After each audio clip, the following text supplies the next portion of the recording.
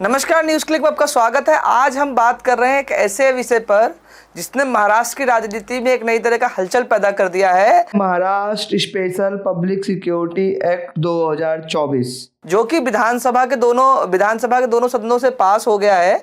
विधान परिषद से भी वो पास हो चुका है। अब उस पर बस राज्यपाल के हस्ताक्षर के बाद वो अमल में हो जाएगा। ये कानून महाराष्ट्र सरकार यह कहते हुए ला रही है जिससे अर्बन नक्सल्स को खास तौर पे नियंत्रित किया जाएगा, जो समाज के अंदर वैमनस्य फैलाते हैं या समाज को तोड़ना चाहते हैं। इस तरह की शक्तियों को कंट्रोल करने के लिए लाया जा रहा है ये कानून।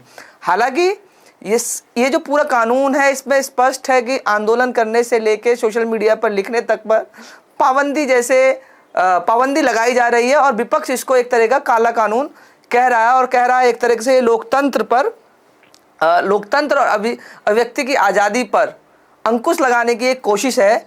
और इन सब पर पूरे विधानसभा के अंदर जब वोटिंग हुई तो एकमात्र पार्टी थी CPIM, जिसके विधायक ने इसके खिलाफ वोट किया। बाकी या तो अब्सेंट रहे या इसके पक्ष में मतदान किया। तो CPIM के महाराष्ट्र राज्य सचिव डॉक्टर अजीत नवले हमारे साथ जुड़ रहे हैं। अजीत जी, न्यूज़ क्लिक में आपका बहुत बहुत स्वागत है। अजीत जी, ये पूरा कानून जो है, जो सरकार इसको कह के ला रही है, आपको इसके पीछे की असल मंशा क्या लग रही है? क्या मंशा है और जो क्या ये सचमुच जिन सवालों को कहते एड्रेस करते हुए लाई जा रही है उन सवालों के लिए, या इसके पीछे कुछ और है? देखिए, ये जो कानून लाया जा रहा है, नाम पब्लिक सेफ्टी बिल है, जन सुरक्षा की वो बात कर रहे हैं, लेकिन असल में जन सुरक्षा के लिए जो ताकतें लड़ती है उनका बंदोबस्त करने के लिए ये कानून लाने का पूरा प्रयास फडणवीस सरकार, बीजेपी सरकार कर रही है। उनका कहना है कि महाराष्ट्र में अर्बन नक्सल की समस्याएं जो है उसको कंट्रोल में लाने के लिए हम ये कानून ला रहे हैं। लेकिन खुद मुख्यमंत्री देवेंद्र फडणवीस साहब ने जो कहा कि जो अब के कानून है उसका जो इस्तेमाल अभी हो रहा है, उसके चलते महाराष्ट्र में सिर्फ 2 तालुका ऐसे है, 2 तहसील ऐसे है जहां पे अभी नक्सल की समस्याएं बाकी है। बाकी पूरा महाराष्ट्र में अभी कहीं भी ये नक्सलाइट की जो समस्या है तो उसको कंट्रोल में लाया गया है। सिर्फ 2 तहसील में वो बाकी है। आप खुद कहते हो कि 2 तहसील के इर्द गिर्द ही अभी नक्सल की समस्या अगर है, तो फिर अब नया कानून की जरूरत क्या है? असल में नक्सल और नक्सलाइट मूवमेंट, अर्बन नक्सल की जो समस्या है उसका इस कानून से कोई लेना देना नहीं है।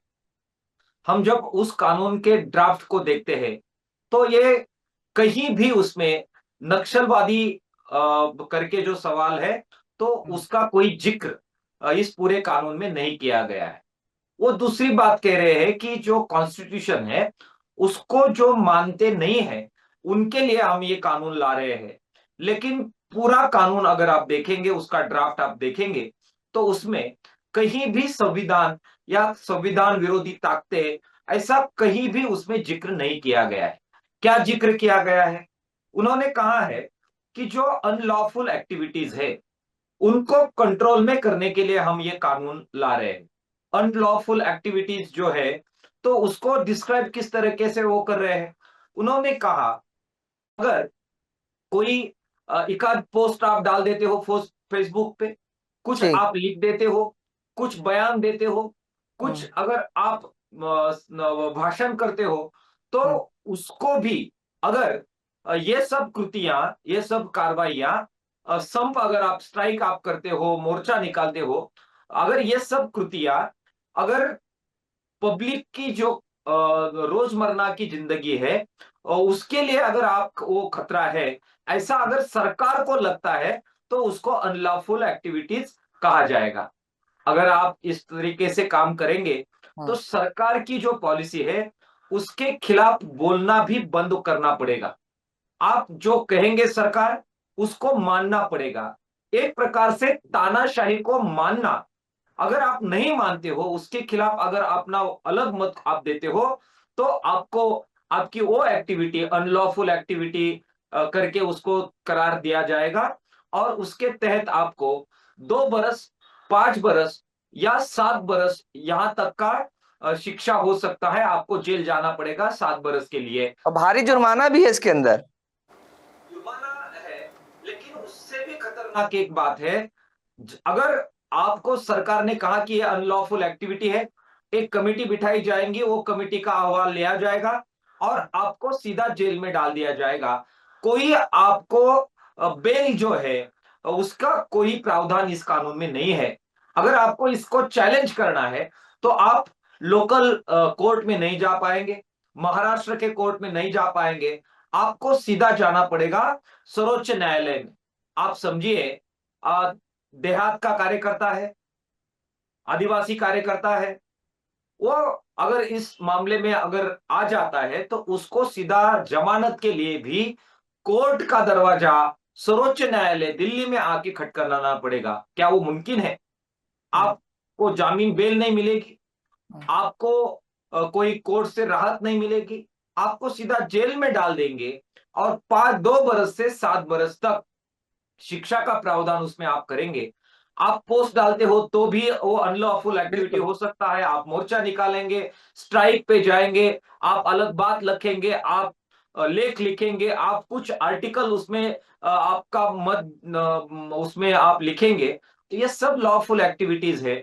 और ये अनलॉफुल एक्टिविटीज किसके साथ कंपेयर की जाएंगी, किस गुनाह के साथ कंपेयर की जाएगी?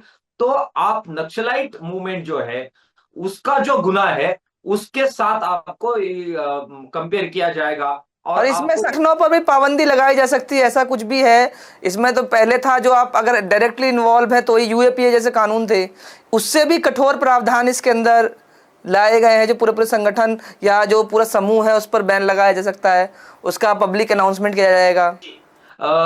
यूएपीए का जो कानून है तो उसमें आपकी डायरेक्ट इन्वॉल्वमेंट अगर है तो ही आपको उसमें बिल्कुल। कुछ कॉग्निजेंस आपका लिया जाएगा। लेकिन ये कानून उससे भी सख्त किया गया है। मैंने अभी कहा कि आप डायरेक्टली इन्वॉल्व नहीं है, मान लीजिए अनलॉफुल एक्टिविटी में, सिर्फ आप अनलॉफुल एक्टिविटी के संदर्भ में आपने पोस्ट डाल दी, कुछ अपना बयान दे दिया, तो भी आपको उसके दायरे में लाया जाएगा। और अनलॉफुल एक्टिविटी कौन तय करेगा? तो वो सरकार तय करेगी। उससे भी एक खतरनाक बात मैं आपको इसमें बताना चाहता हूं कि जब बहुत बवाल हुआ, हमने आंदोलन किया, महाविकास आघाड़ी के जो हमारे सहयोगी है उन्होंने भी कुछ सवाल उठाए, तो फिर एक कमेटी बिठाई गई, उसमें लोगों की राय मांगी गई। तो 12,000 एप्लीकेशंस आए उसमें अपना इंटरवेंशन के लिए। उसमें 9,000 से ज्यादा एप्लीकेशंस इस प्रकार के थे कि आप इस कानून की जरूरत नहीं है, उसको आप मत लाइए। उसके बावजूद भी ये कानून आया और कुछ बदलाव किए। बदलाव करके क्या किया? पहले वो कह रहे थे कि व्यक्ति और संगठन के लिए हम ये कानून लाएंगे, उनके अनलॉफुल एक्टिविटी के लिए लाएंगे। अब वो क्या कह रहे हैं? उसमें बदलाव करके वो लाए कि अभी जो कट्टरपंथी लेफ्ट है उनके लिए हम ये कानून ला रहे हैं। तो हमने सवाल उठाया है कि अगर लेफ्ट है, वो अगर लॉफुल एक्टिविटीज करते हैं, पोस्ट डालते हैं, कुछ सरकार के खिलाफ अपना बयान देते हैं, तो उनके लिए ये कानून है। जो राइट विंग है वो लगातार खून खराबा कर रही है महाराष्ट्र में। हमारे बड़े बड़े नेताओं की हत्याएं की गई है। कलबुर्गी साहब है, गोविंद पानसरे साहब है, जो कॉमरेड रहे और बहुत अच्छे नेता थे। अंधश्रद्धा निर्मूलन समिति के हमारे नरेंद्र दाभोलकर साहब है, इनका कत्ल एक प्रकार से किया गया, उनकी हत्याएं की गई, राइट विंग उसमें शामिल था। तो लेफ्ट अगर कुछ करते हैं तो उसके लिए कानून आप बनाएंगे, और राइट विंग जब आप खून खराबा करते हैं तो उनको आप खुला छोड़ देंगे। ये कहां का कानून है? क्या यही संविधान की हमारी दायरे में न्याय की प्रक्रिया है?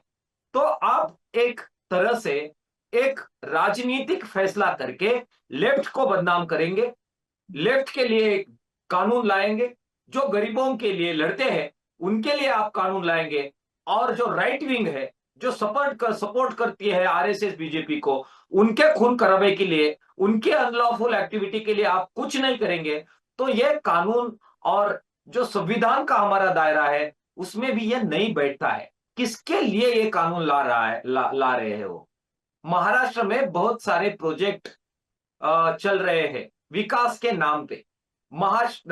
बड़े बड़े रास्ते बनाए जा रहे हैं, शक्तिपीठ करके बहुत बड़ा कॉरिडोर का रास्ता बनाया जा रहा है। जिसमें किसानों से बहुत बड़ी ताकत के साथ एक प्रकार से उनपे जबरदस्ती करके उनकी जमीन हताई जा रही है, उनका एक्विजिशन हो रहा है जमीन का।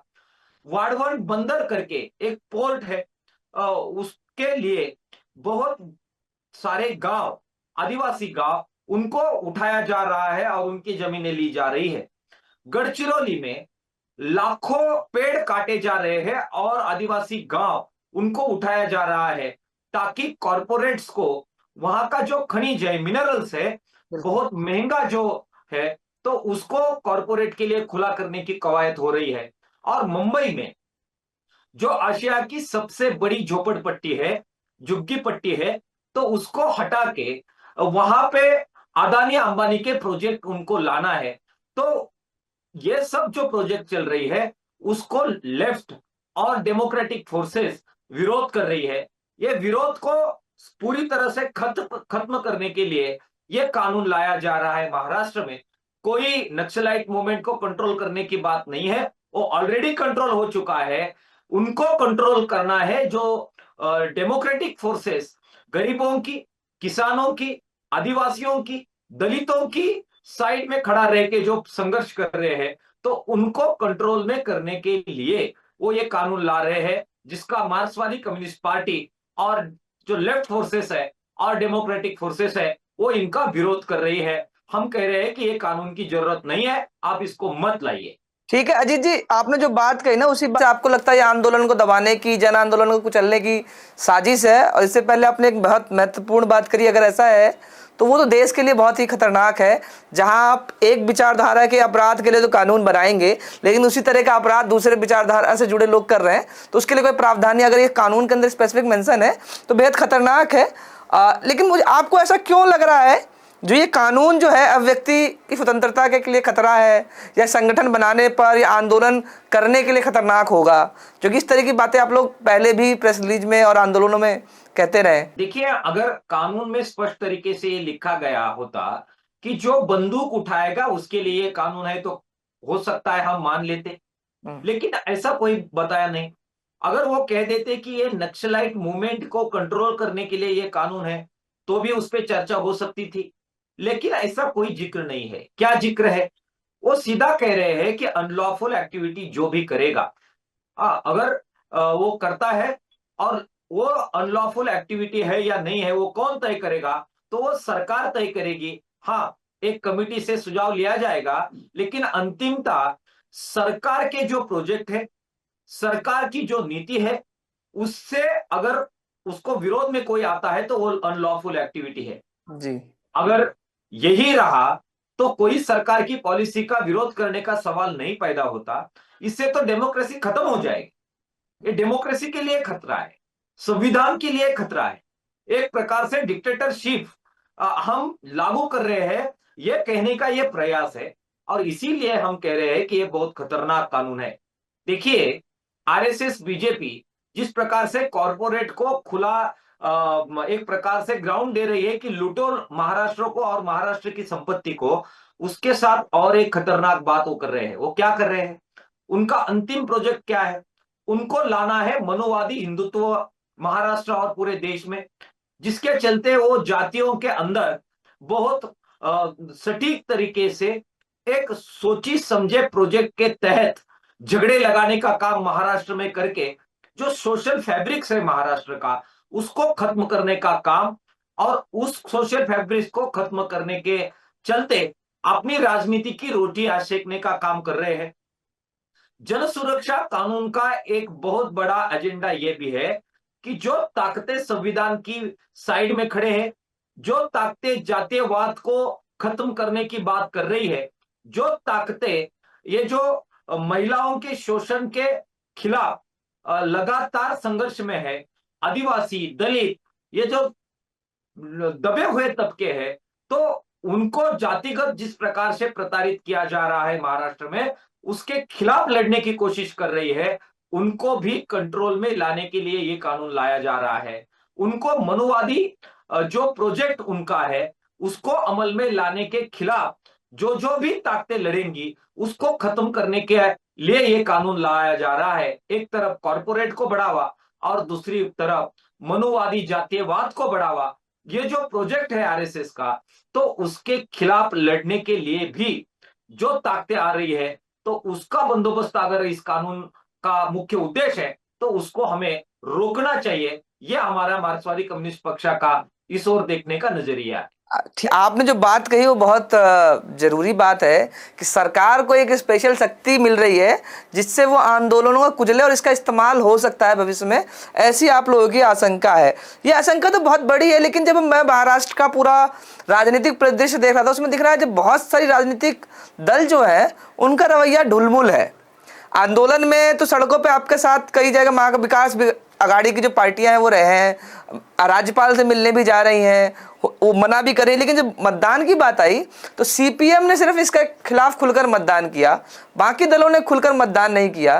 तो इसको आप कैसे देखते हैं? जन सुरक्षा कानून का जब ड्राफ्ट आया और हमने उसको पढ़ा, तो तुरंत मार्क्सवादी कम्युनिस्ट पार्टी और लेफ्ट ऑर्गेनाइजेशन हम इकट्ठा आए और उस पर मुहिम चलाने का काम 6 महीनों से हमने चालू किया था। इसके चलते महाराष्ट्र में जो प्रमुख डेमोक्रेटिक पार्टीज है, जिसमें शरद पवार साहब की पार्टी है, उद्धव ठाकरे साहब की पार्टी है, कांग्रेस जो हर्षवर्धन सपकाल जिनके प्रमुख है, इन तीनों शीर्षस्थ नेताओं से हमारी पार्टी के नेता और हम जाके मिले और उनको बताया कि ये कोई एक पार्टी और एक विचारधारा का सवाल नहीं है। अगर इसके चलते डेमोक्रेटिक जो फंक्शनिंग है वो अगर बाधित होता है तो उसका परिणाम एक प्रकार से तानाशाही रुझान महाराष्ट्र में मजबूत होने में इसका परिवर्तन होगा, तो आप भी इसमें हमारा साथ दीजिए। हम जाके मिले, उन्होंने भी कहा कि हम करेंगे, लेकिन फ्लोर पे जब ये कानून लाया गया तब जो जिस प्रकार से एकजुटता के साथ महाविकास आघाड़ी और सभी डेमोक्रेटिक फोर्सेस का प्रदर्शन होना चाहिए वैसा नहीं हुआ। ये बड़े खेद के साथ हमें रखना पड़ रहा है। फ्लोर पे सिर्फ कॉमरेड विनोद निकोले जो सीपीएम के हमारे एमएलए हैं, उन्होंने पूरी ताकत के साथ इसका विरोध किया और जब वोट ऑफ डिवीजन की बात आई तो हमने कहा कि हम इसको यूनानिमसली पारित नहीं होने देंगे।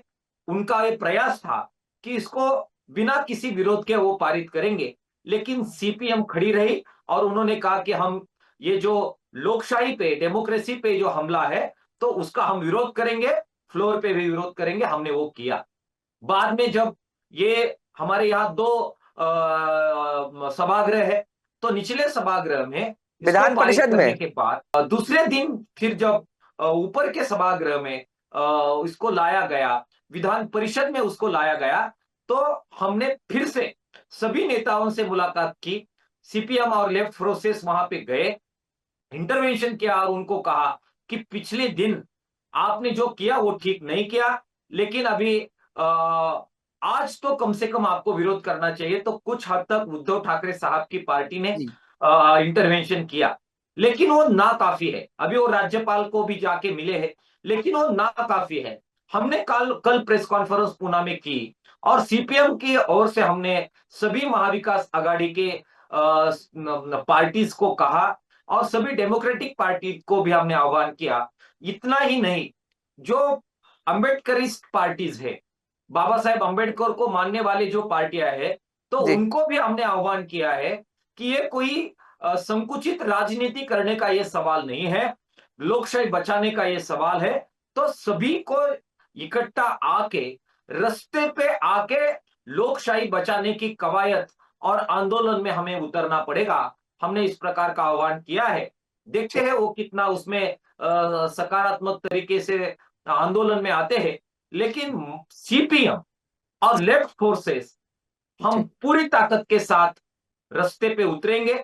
हमारी ये कोशिश रहेगी कि लाल झंडे के साथ नीला झंडा भी आए, जो संविधान को मानने वाला झंडा है, जो बाबा साहब अंबेडकर की पूरी राजनीति को मानने वाला झंडा है, तो वो भी आए।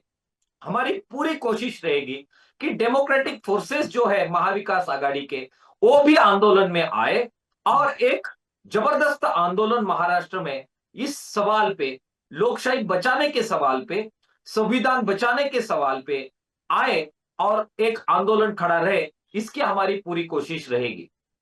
जी जी, आखिरी में दो सवाल, चूंकि समय हो रहा है।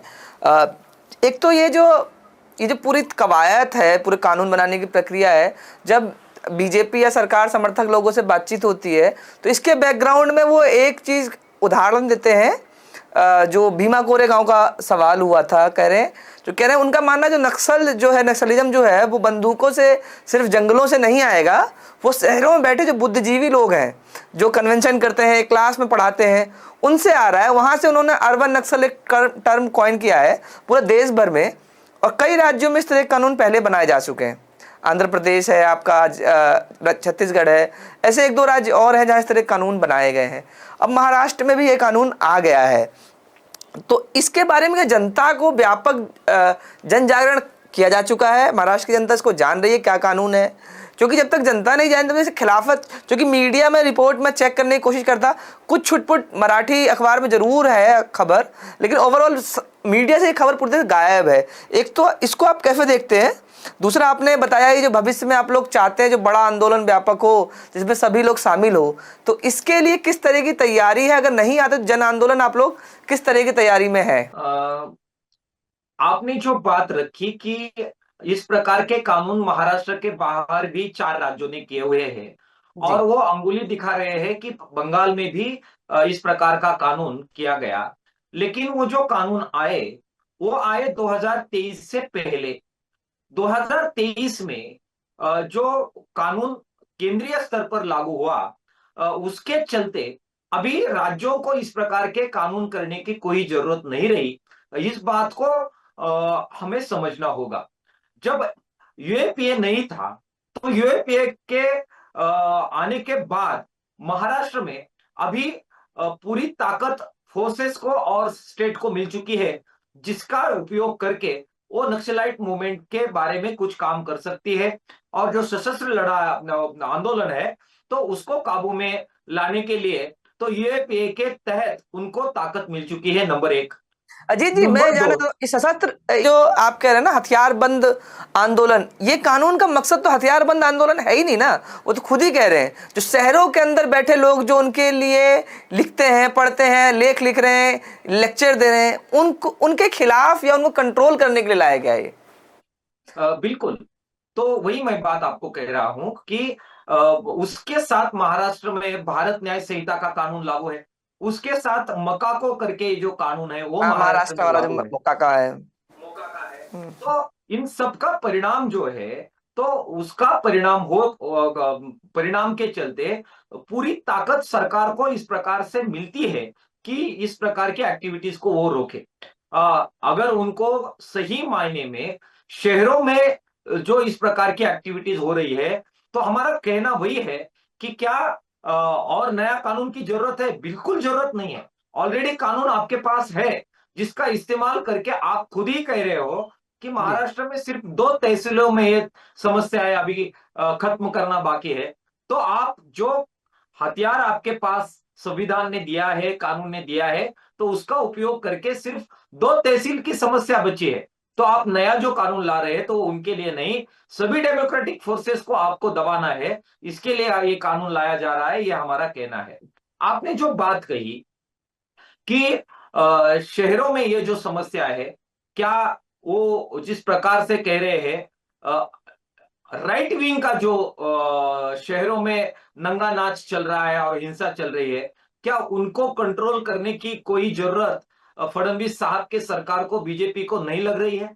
क्या आप लेफ्ट विंग को इस प्रकार से बदनाम करेंगे और राइट विंग जो जिस प्रकार से हिंसा का सहारा ले रही है, जिस प्रकार से हत्याएं हो रही है, जिस प्रकार से दंगल राइट्स महाराष्ट्र में हो रहे हैं, और जिस प्रकार से एक प्रकार प्रयोगशाला बनाने की कवायद महाराष्ट्र में हो रही है, हिंदुत्व की प्रयोगशाला, मनुवाद की प्रयोगशाला, तो उसको खत्म करने के लिए और उसको रोकने के लिए और संविधान को बचाते हुए संविधानिक जो हमारे अधिकार है उनको हमें बहाल करने के लिए कोई उत्तरदायित्व तो महाराष्ट्र की सरकार का नहीं है क्या? ये भी सवाल सीपीएम की तरफ से हम इस संदर्भ में उठाना चाहते हैं। आपने जो बात कही कि किस प्रकार हम लेफ्ट और डेमोक्रेटिक फोर्सेस को इकट्ठा लाने के लिए काम कर रहे हैं, तो एक संघर्ष समिति बनी है जिसमें लेफ्ट फोर्सेस तो है, सीपीएम है, सीपीआई है, महाराष्ट्र में और जो लेफ्ट पार्टीज है, जैसे कि शेतकरी कामगार पार्टी है, तो हम उसमें है। उसके साथ एनजीओज है, उसके साथ अलग अलग जो डेमोक्रेटिक संस्था है उनको हमने साथ में लिया हुआ है, और हम कोशिश कर रहे हैं कि महाविकास आघाड़ी में उसमें आए। और मैंने अभी कहा कि जो नीला झंडा है, अंबेडकर साहब को मानने वाली जो पार्टियां है, जो फोर्सेस है, जो बुद्धिजीवी है, तो उनको भी हम साथ में लाने की कोशिश करेंगे। और एक प्रतिरोध महाराष्ट्र में लोकतंत्र की रक्षा के लिए, संविधान की रक्षा के लिए हम बनाएंगे। महाराष्ट्र में जो फार्मर स्ट्राइक हुआ, जिसमें अलग अलग फोर्सेस को साथ में लाके एक बड़ा आंदोलन खड़ा हो सकता है, इसका अनुभव और एक्सपीरियंस हमने महाराष्ट्र में किया है। उसका फिर से उसको हम दोहराएंगे और एक जबरदस्त प्रतिरोध डेमोक्रेटिक जो फोर्सेस है उनको साथ में लाते हुए लोकतंत्र की रक्षा के लिए, संविधान की रक्षा के लिए हम करेंगे, और एक बड़ा आंदोलन उसके चलते खड़ा होगा, ये हमारा पूरा विश्वास है। बहुत बहुत धन्यवाद डॉक्टर नवले, जो आपने अपने बिजी समय में से हमें इतना समय दिया। नवले ने बहुत स्पष्टता से बताया जो इस कानून के खतरे क्या हैं और वो इसका विरोध क्यों कर रहे हैं, क्योंकि महाराष्ट्र में एक मात्र पार्टी थी जिसने विधानसभा में खुलकर इसके विपक्ष में आवाज़ बुलंद करी और बताया जो आप अगर लोकतंत्र के खिलाफ या डेमोक्रेटिक आवाज़ों को दबाने की कोशिश करेंगे तो उसके खिलाफ कोई बोलने वाला है मौजूद। हालांकि अब विधानसभा के बाहर एनसीपी शरद पवार, शिवसेना उद्धव, कांग्रेस और वंचित बहुजन अघाड़ी के पार्टियां कई सारी और लेफ्ट की तो पार्टियां लगातार बोल ही रही हैं और लगातार वो बता रही हैं जो कानून कितना खतरनाक है, भविष्य में आंदोलन को किस जन आंदोलन के लिए कितना बड़ा खतरा हो सकता है। तो इन सभी सवालों के साथ अभी के लिए बस इतना ही। देखते रहिए न्यूज़ क्लिक। बहुत बहुत धन्यवाद।